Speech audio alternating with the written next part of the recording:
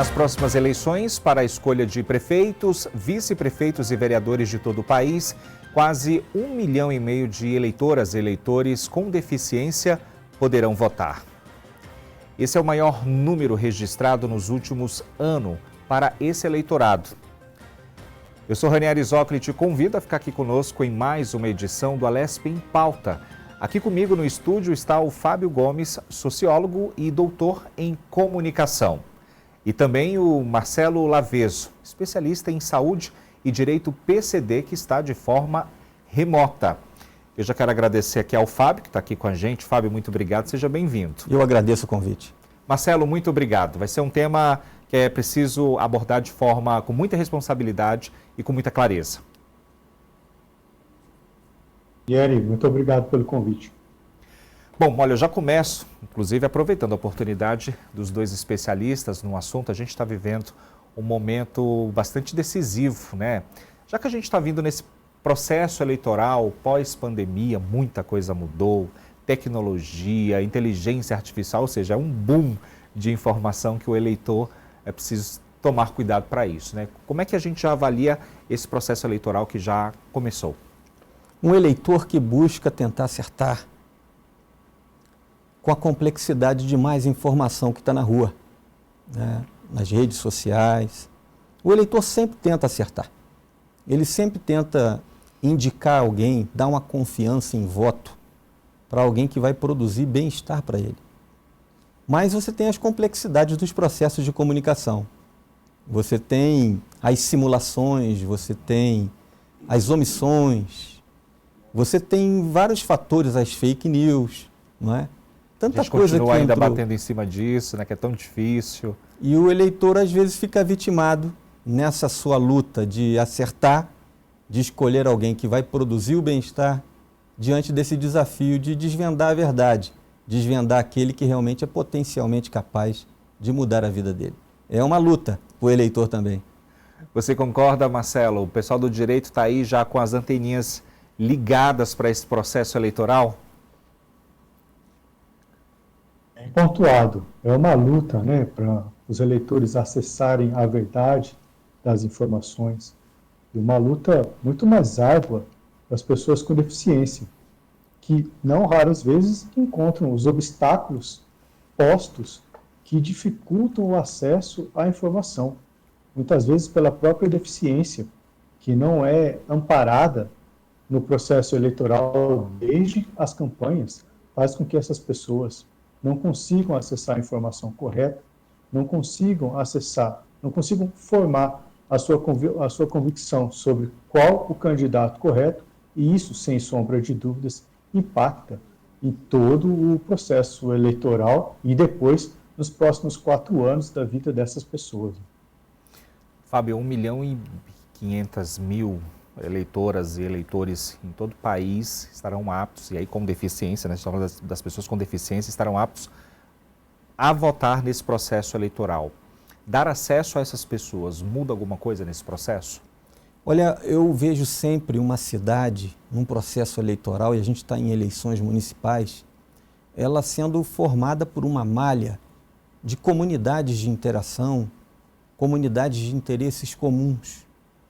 As pessoas com deficiência têm interesses comuns, dependem de projetos específicos que facilitem a vida delas. Você tem uma noção?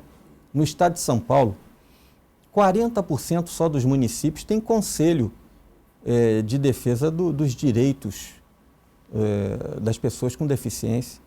Se você pegar lá no observatório do governo do estado, tem lá 38% das cidades com conselho e boa parte deles está inativa. Uhum. Então, quer dizer, a defesa por esse segmento, e vamos tratar assim, de eleitores, dentro dessa malha de possibilidades, os mais jovens, os mais pobres, os com menor escolaridade, segmentando o eleitorado de uma cidade, em torno de 9% no estado de São Paulo do eleitorado tem deficiência, alguma deficiência auditiva, visual, física.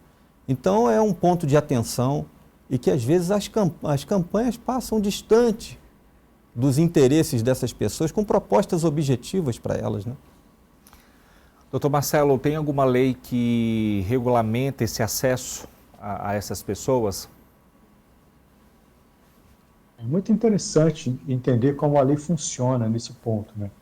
A Lei Brasileira de Inclusão, o Estatuto da Pessoa com Deficiência, já prevê que é necessário resguardar o direito de votar e ser votado para as pessoas com deficiência. Então, é importante notar nesse ponto que as pessoas com deficiência, obviamente, podem até se candidatar e devem se candidatar e levantar a bandeira das pessoas com deficiência nas políticas públicas.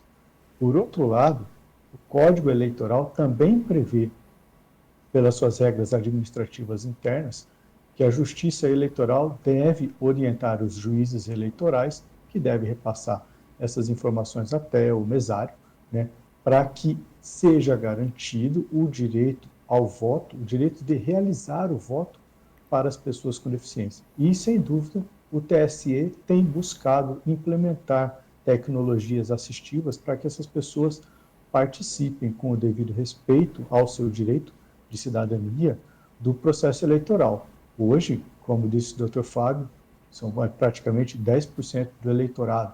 É possível fazer com que essas pessoas participem efetivamente de um processo eleitoral e, óbvio, depois busquem a implementação das políticas públicas prometidas pelos candidatos eleitos.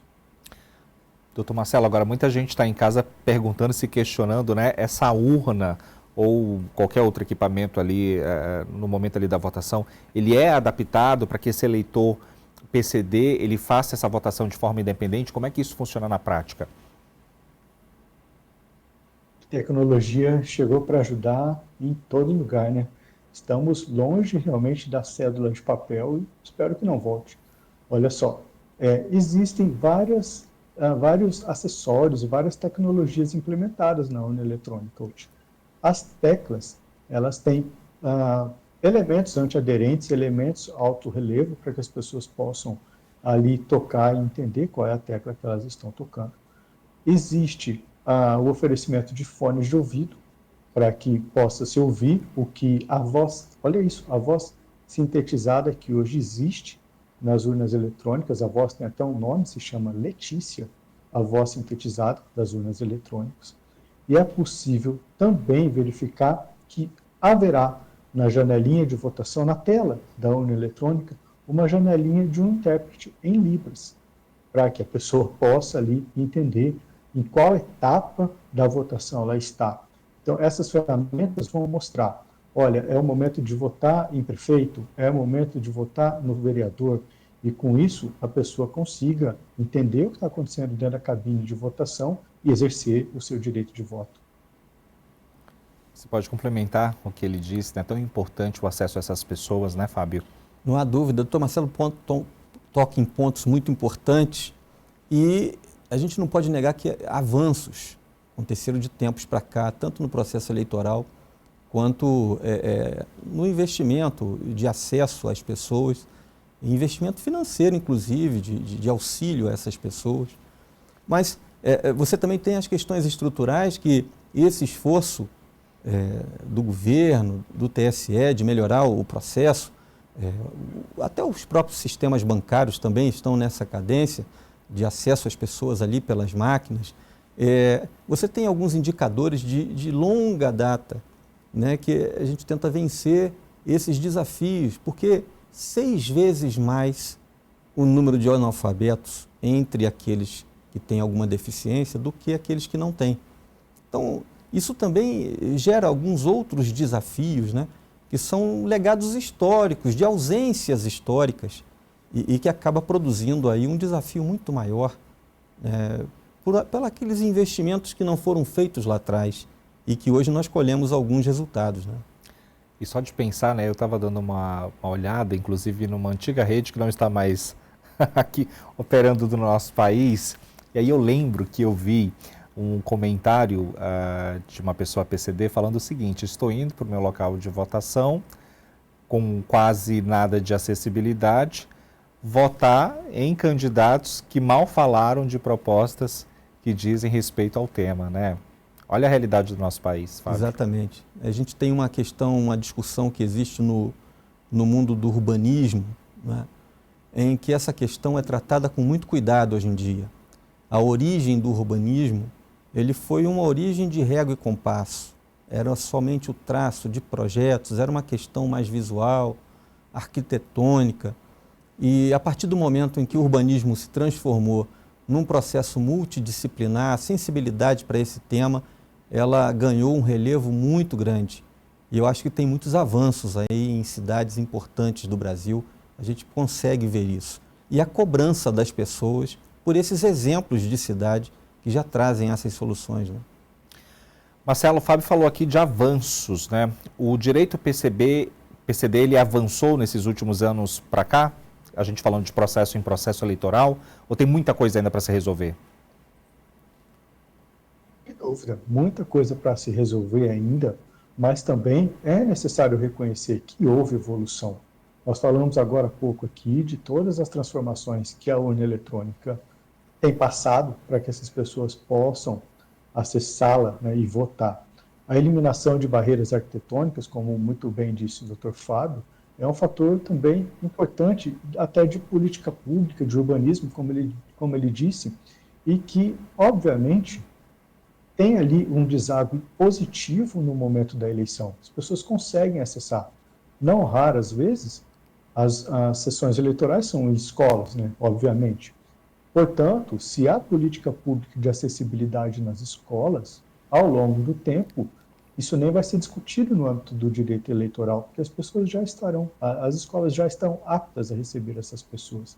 Hoje, para se ter uma ideia, é necessário que um eleitor indique com antecedência para a justiça eleitoral se ele precisa alterar a sua sessão eleitoral para ele ser direcionado para uma sessão com acessibilidade. Veja só, então hoje ele precisa informar para a justiça eleitoral, e a justiça eleitoral vai dizer, olha, você tem dificuldade de locomoção, então você vai votar na sessão tal, que às vezes é longe para essa pessoa. Mas se as escolas todas tivessem acessibilidade, muito provavelmente não precisaria disso.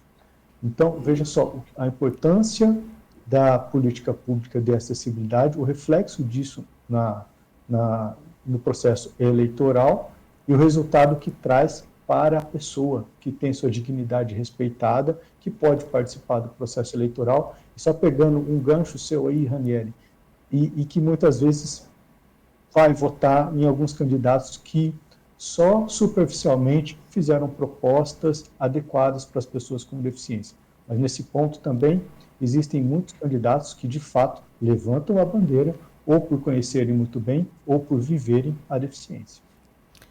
E você trouxe uma palavra, né, que eu acho que seria o meu gancho para conversar aqui também com o Fábio, sobre a questão da dignidade, né, sobre o se sentir produtivo, presente nesse processo, porque é isso que essas pessoas querem, né, Fábio?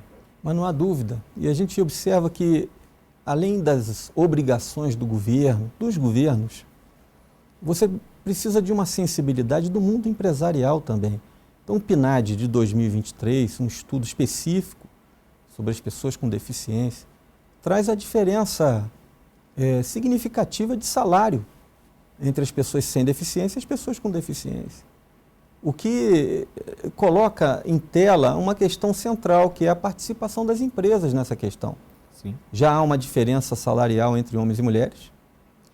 Essa diferença salarial entre pessoas sem deficiência e com deficiência tem também. E homens com deficiência e mulheres com deficiência bem abaixo de homens e mulheres sem deficiência. Você tem aí uma questão geral, né? Tanto o urbanismo quanto a dignidade das pessoas, acesso ao mercado de trabalho e as condições de vida que as empresas, os empregadores podem dar para elas, tanto de acesso quanto nas suas condições financeiras, o seu salário. Eu acho que tem que trabalhar isso com sensibilidade, porque as pessoas realmente querem isso. Você tocou na palavra central, a dignidade. Falta sensibilidade, Marcelo?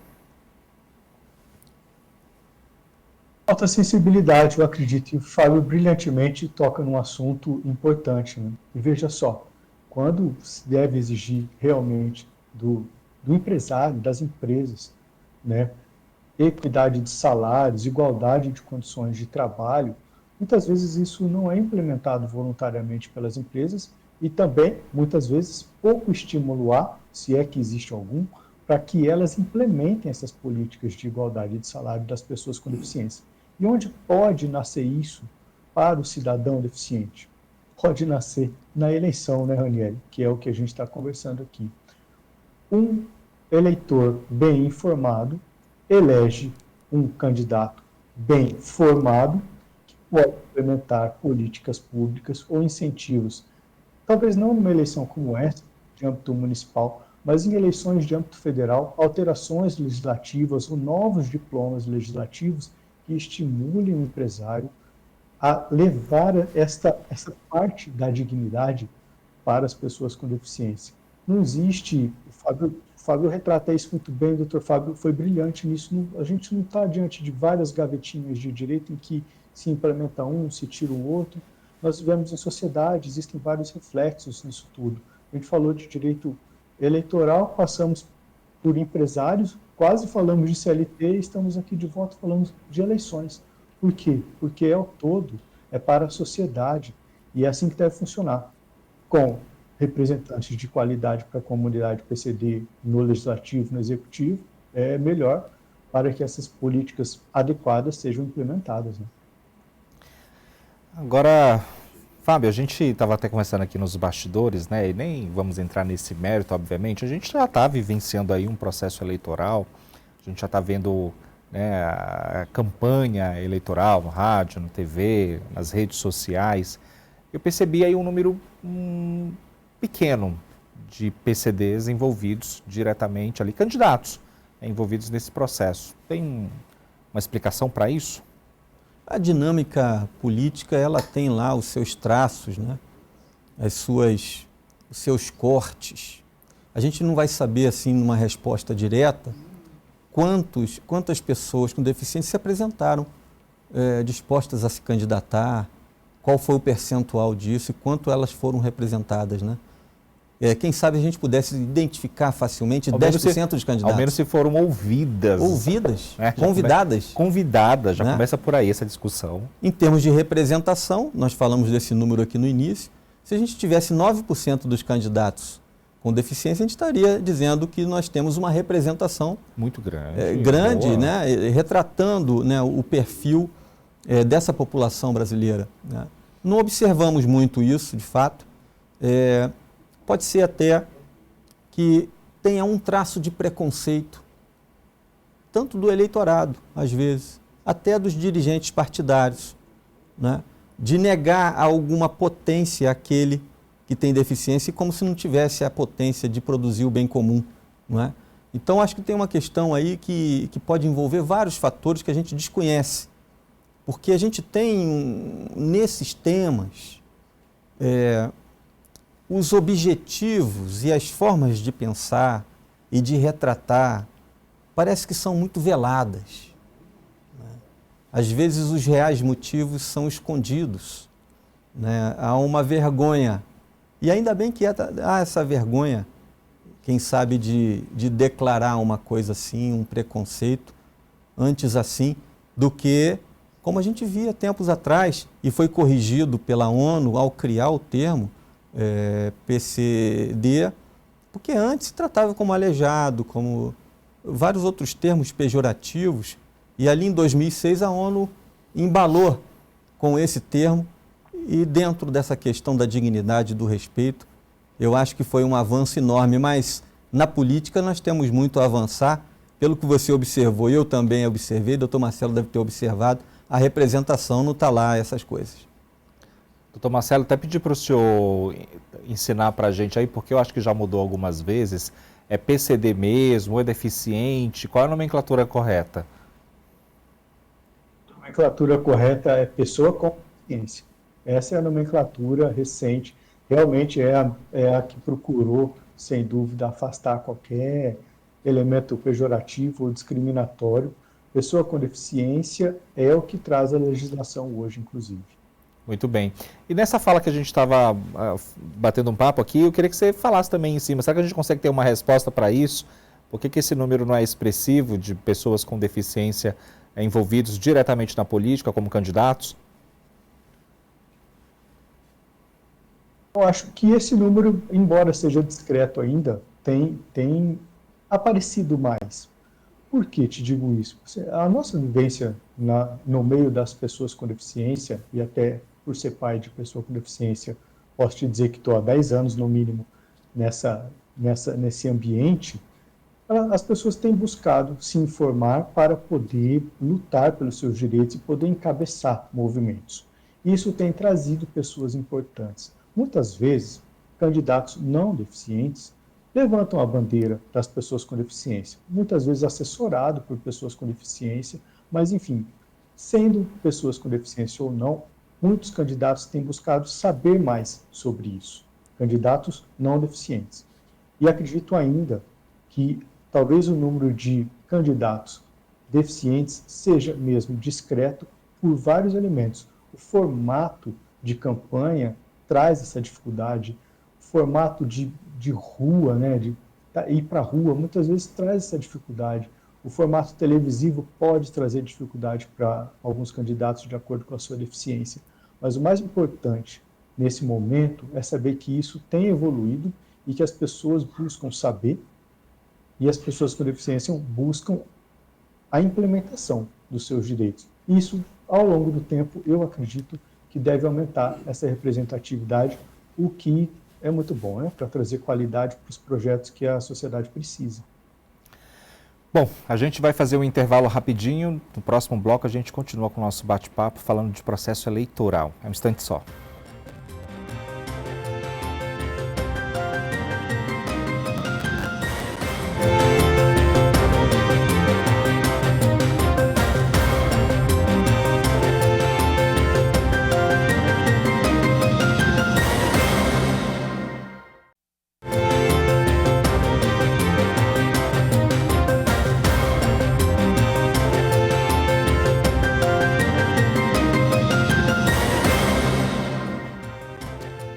O Alesp em Pauta está de volta. Muito obrigado pela sua companhia e também pela sua audiência. Eu quero te lembrar que nós estamos em multiplataformas, ou seja, você que é internauta de plantão pode também nos acompanhar nas redes sociais da Alesp. É só nos seguir e ficar à vontade.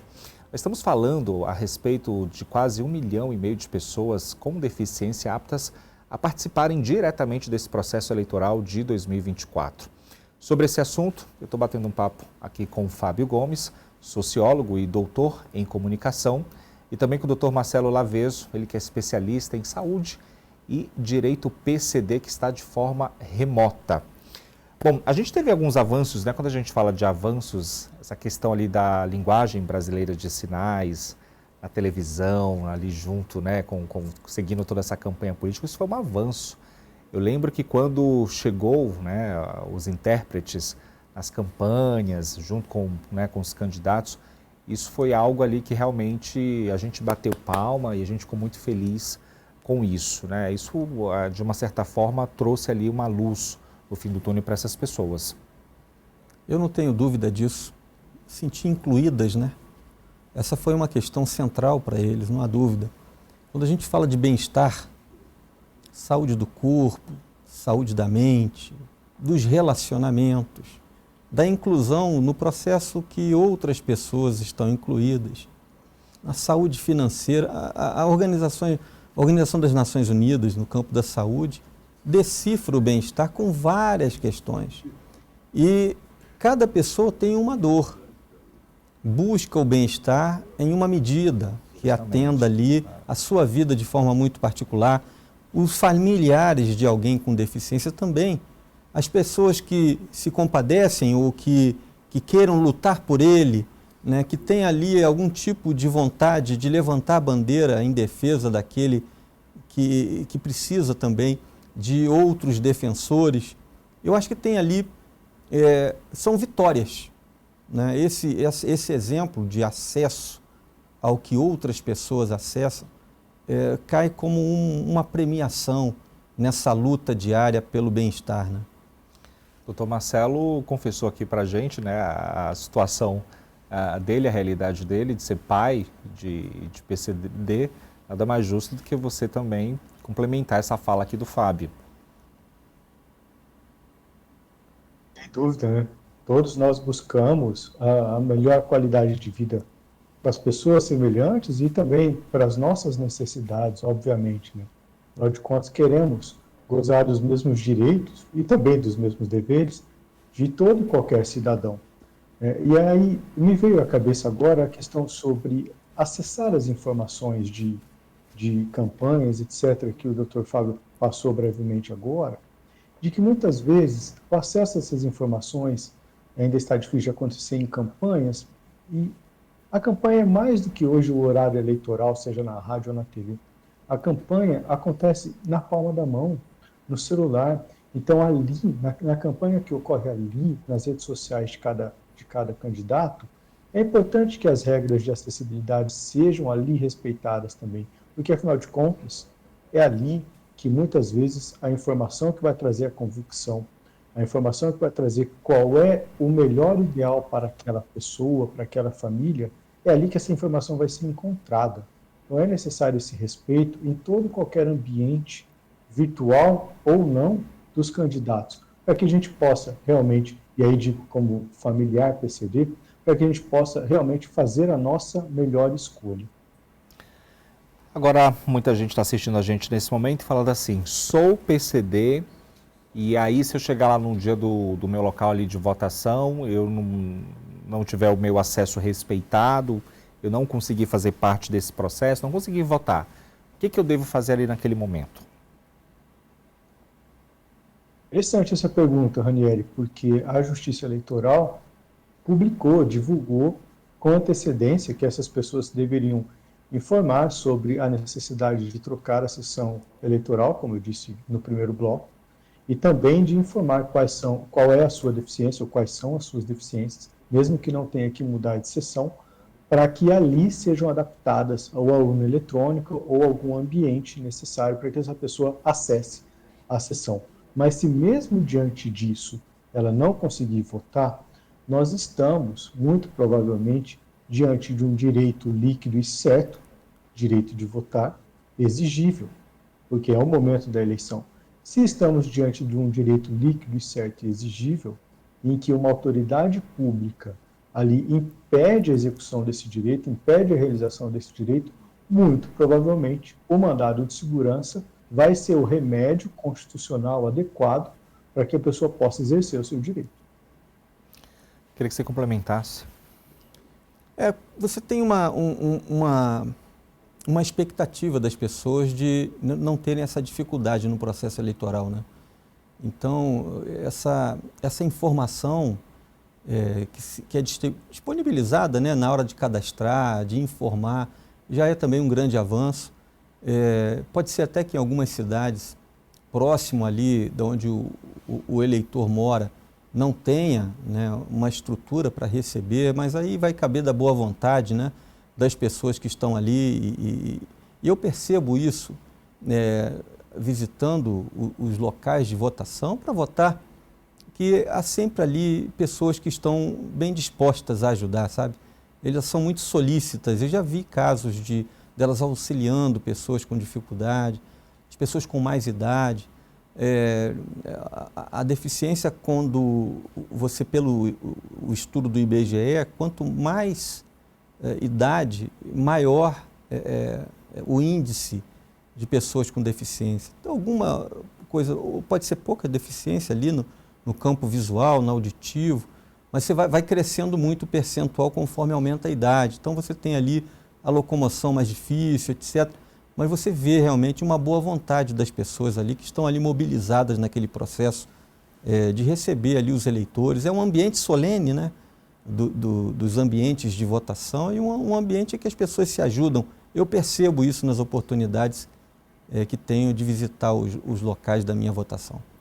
Fábio, quando a gente para pensar, né, que a Justiça Eleitoral ela chega em lugares que a gente nem imagina, né, quando a gente pensa aí nos ribeirinhos, ali no Amazonas, no Pará, né, lá no sertão do Nordeste, daquelas cidades que nem ao menos ali tem, às vezes tem só um gerador de luz para toda aquela comunidade. E aí a gente tem, quando a gente tem a certeza que realmente esse processo eleitoral ele é exemplo para outros países, né, queira ou não, mesmo com alguns erros, e parece que está dentro ali daquela margem, né, mas o nosso processo ainda é um processo de exemplo para outros países, né, Fábio? É exemplar, dada a organização que temos, a celebração que há desse movimento e dessa organização, o reconhecimento de outros países, né? Uma ou outra crítica ali internamente ou lá fora, mas sem muita razão, ou quem sabe alguma razão, para colocar em dúvida o nosso processo eleitoral, que eu particularmente acredito muito. Você também acredita no nosso processo, Marcelo?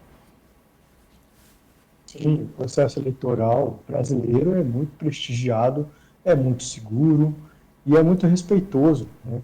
Em cada sessão eleitoral, a Justiça Eleitoral determinou que exista o coordenador de acessibilidade. Fora a necessidade de se cumprir a lei para que seja colocado esse coordenador de acessibilidade em cada sessão, é uma gentileza sem tamanho, né? Ter alguém ali preparado para poder receber a pessoa com deficiência ali dentro da sessão, por mais que tenha eliminado barreiras arquitetônicas, barreiras físicas, que a urna esteja preparada, ter um coordenador de acessibilidade ali para praticamente ciceronear um eleitor deficiente é muito respeito à cidadania e à dignidade dessa pessoa. Não há como criticar essa parte do nosso processo eleitoral jamais. Como é que você quer enxergar tudo isso daqui a uns 10 anos? Vamos colocar 10 anos aí. Eu sou muito otimista. Ah, é? Então eu vou falar 5. Eu sou muito otimista nos avanços. A própria tecnologia nos ajuda nisso, nos empurra para buscar soluções de forma mais rápida, né? Exige da sociedade, exige dos governos, dos órgãos federais, municipais, estaduais, exige das empresas alguns passos com maior velocidade, né? Acho que o papel da imprensa, esse papel que vocês trazem aqui hoje, um papel nobre, de levantar e dar relevo a essa discussão, acelera também o processo, coloca em discussão algo que é necessário e que não pode ser olhado assim meio de canto, como um assunto de segundo tema ou de outra coisa lá para o final da página, pé de página, como se falasse numa mídia impressa. Eu acho que a gente está chegando num momento em que as redes sociais colaboraram com isso, de dar voz a todas as comunidades de interação. Todas. Bem ou mal, né? Bem ou mal. Nós temos exemplos ruins, mas tem compensado pelas qualidades e pelos avanços que a gente está alcançando. Nós estamos aqui discutindo algo que, quem sabe, há 10 anos não estaria discutindo. É e eu estou curioso também e muito otimista de que daqui a 10 anos, quem sabe, a gente vai estar aqui contando as vantagens de nossos passos e de nossos avanços. Olha, eu consigo enxergar muitos avanços, né? Vocês dois falando aqui, obviamente, vocês são especialistas nisso, e eu como cidadão, eu vejo um avanço. Quando eu sabia que eu ia fazer esse programa aqui hoje, eu fiquei pensando, né? Falei, olha, a gente que está falando tanto inteligência artificial, né? De como que isso está mudando a vida, queira ou não, de muita gente, é algo novo aqui no nosso país, então tem, né? Ainda tem muita gente com o pé ali atrás e tal, mas eu fiquei pensando, daqui a pouco a gente vai estar só registrando o nosso voto aqui com o telefone na palma da mão. Você é otimista do jeito que é, já chegou a parar para pensar sobre isso? Assim como a gente já registra o nosso ponto no ambiente de trabalho, a gente vai estar registrando o nosso voto no celular. Isso seria bom, hein, para os PCDs, ou Marcelo? Isso seria bom, né? Se a gente pudesse livrá-los da influência do mal, seria muito bom mesmo, né? Isso é verdade. Seria um conforto muito grande para a pessoa com deficiência ou para quem estivesse, de alguma maneira, distante das urnas eletrônicas. A gente faz tudo pelo celular, são vários sistemas de segurança, de banco, de um monte de coisa. E acho que essa tecnologia, sendo otimista também, como o Dr. Fábio, um dia vai chegar. Eu acredito, imagina, já que a gente é referência e tem toda essa questão de legado aí de processo eleitoral, acho que a gente vai chegar a esse ponto, né? Por que é tão difícil ainda, e eu também acredito que isso acredito que isso tenha mudado um pouco, mas por que é tão difícil ainda, Fábio, se falar ali sobre política? Quando a gente vem para a televisão, ou a gente faz o anúncio, o programa de amanhã vai ser sobre política. Aí as pessoas dizem, não quero falar sobre isso, não quero saber, não gosto de político. Por que o brasileiro ainda tem isso? Olha, o tema é apresentado quando você coloca situações opostas da política em debate,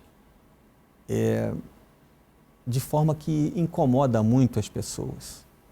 E eu observando, estudando e fazendo pesquisa com comportamento de eleitores, que é um dos trabalhos que faço, pesquisas qualitativas, quantitativas, as pessoas de 18 para cá, sobretudo, ficaram assim muito preocupadas com o tema.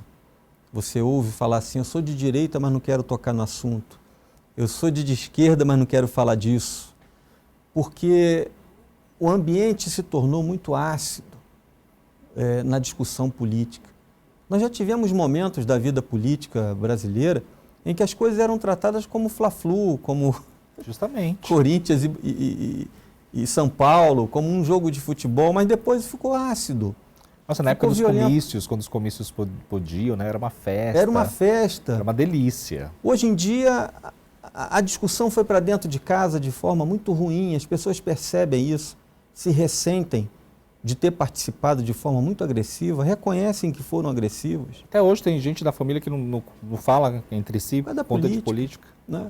E até instituições religiosas motivaram essas questões, as pessoas ressentidas pela formação religiosa que têm, foram empurradas por um debate fratricida, em que um queria fazer, até praticar violência com o outro.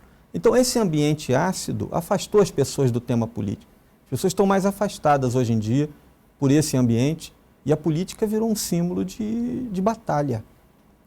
Mas é preciso discutir política. Nós vivenciamos política 24 horas. E é preciso que os candidatos se comportem melhor e tragam um outro ambiente como símbolo do debate, da articulação política, da articulação das diferenças. Eu posso pensar diferente de você, mas posso também não ser o seu inimigo. Mas isso era sinônimo há um tempo atrás e ainda é para algumas pessoas que pensam a política e pregam isso e formam comunidades de agressores, de gente que está disposta a tudo para defender uma ideia que nem elas conhecem de direito. Essa é a opinião de quem também vive no interior aqui de São Paulo ou é tudo a mesma coisa, doutor Marcelo? Essa é a opinião também, Aniele, porque veja só, né? A gente não discute política, né? Todos receosos de discutir política. Com isso não se celebra a democracia, porque na verdade estamos aqui num momento de festejar a democracia, de votar e eleger.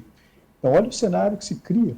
Nós não discutimos política, com isso diminuímos a importância da democracia e elegemos pessoas, muitas vezes, em que nós ficamos sabendo de tudo o que a pessoa pensa a respeito do candidato do púlpito do lado, mas sem saber exatamente nada do que ela pensa para nós.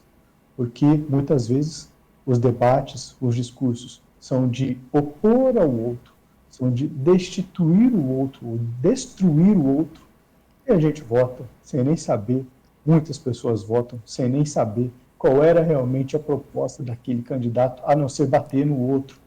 Isso empobrece a democracia, isso afasta as pessoas da discussão da política e a longo prazo, e o doutor Fábio vai dizer com muito mais propriedade do que eu, põe em risco realmente a democracia. Não há dúvida. Esse afastamento, esse esfriamento é ruim para a democracia. Eu tenho percebido alguns traços das escolhas das pessoas ao pensar numa candidatura que elas idealizam. Elas querem alguém que saiba o que fazer. Conheça as prioridades, as demandas da cidade, as demandas dela para a promoção do bem-estar. Elas querem alguém que saiba fazer. Tem habilidades para produzir, que tenha domínio da máquina pública ou da Câmara Municipal, dos predicados e dos atributos necessários para desenvolver bem o papel se eleito. Elas querem alguém que consiga fazer, porque política é articulação. Não se faz política sozinho. A democracia ela é sinônimo de articulação e não de autoritarismo, de briga, de guerra. Os brigões têm essa questão da preocupação das pessoas porque ele não vai conseguir, né? E alguém que queira fazer. E aí isso é mais subjetivo, cheio de idiosincrasias, mas as pessoas interpretam as pessoas, os candidatos, para tentar enxergar quem está mais próximo dessa idealização que eles fazem. Então, às vezes você vê até um candidato mais agressivo subindo aí nas pesquisas, porque ele atende um público que quer agressividade, não há dúvida. Mas política majoritária, ela é hegemonia, né? E a agressividade ela pode representar a vontade de fazer, mas tem outros atributos que as pessoas buscam, né? E a briga e a confusão é algo que elas não querem se meter. Isso é ruim, porque o voto vai estar lá, mas a dificuldade de ver as pessoas mais participativas no processo de forma mais aberta é essa que nós vemos hoje, com medo de reação daquele que pode pensar diferente. Doutor Marcelo, eu quero te agradecer. Você pode fazer suas considerações finais e sempre que tiver uma novidade, por favor, venha aqui dividir conosco. Eliane, Dr. Fábio, foi um prazer enorme, uma satisfação muito grande participar do Alesp em Pauta sobre um assunto tão legítimo para toda a sociedade. Me coloco à disposição sempre que quiser discutir algum direito a respeito das pessoas com deficiência, seja a área que for, me coloco à disposição para levar informação de qualidade para a sociedade. Muito obrigado. Tem algum site que você queira dividir conosco, algum arroba, né? Fica à vontade aí para divulgar. Eu levo bastante informações do direito das pessoas com deficiência, acesso à educação, saúde, transporte. No meu Instagram, @MarceloLavezoADV, sempre busco publicar informações que trazem decisões judiciais concretas para que as pessoas possam verificar que os seus direitos são acessíveis. Muitas vezes precisando judicializar, mas que os direitos são acessíveis e eficazes são. Muito obrigado, Ranieri. Muito obrigado ao Alesp em Pauta. Imagina, nós que agradecemos. Doutor Fábio, para muita gente, né, esse processo começou agora, né? Porque a gente está vendo aí a campanha na TV, no rádio, então é a partir de agora. Tem que ter muito cuidado, né? Qual a mensagem que você deixaria para as pessoas? Está atento àquilo que realmente pode trazer bem-estar. Solução para a vida prática, né? De forma objetiva, perguntar os elementos das propostas, não as propostas commodity, né? Vou fazer pela saúde, isso é muito pouco para propor. É o que para a saúde? Está atento aos pontos, aos elementos ali que compõem a proposta, para não ser enganado aí por uma bandeira política que vai para longe. Isso não importa quem seja, se é de esquerda ou de direita, qual é a proposta de forma objetiva e qual é o ganho para a minha vida do ponto de vista da minha vida cotidiana, do meu mundo da vida, né? Que bom, esteja aqui sempre, né, para dividir os seus estudos, né, aqui com a gente. Tem alguma arroba queira divulgar? Fica à vontade. @fabio.gomes_in. Tá lá tudo, tem tudo no Instagram. Ah, tá lá. Eu me esforço um pouco para participar. Obrigado pelo convite. Imagina, eu que te agradeço e volte sempre. Olha, a gente vai ficando por aqui. Muito obrigado pela sua companhia, pela sua audiência. Quero te lembrar mais uma vez que você pode rever tudo isso aqui nas redes sociais da Rede Alesp. Até um próximo encontro.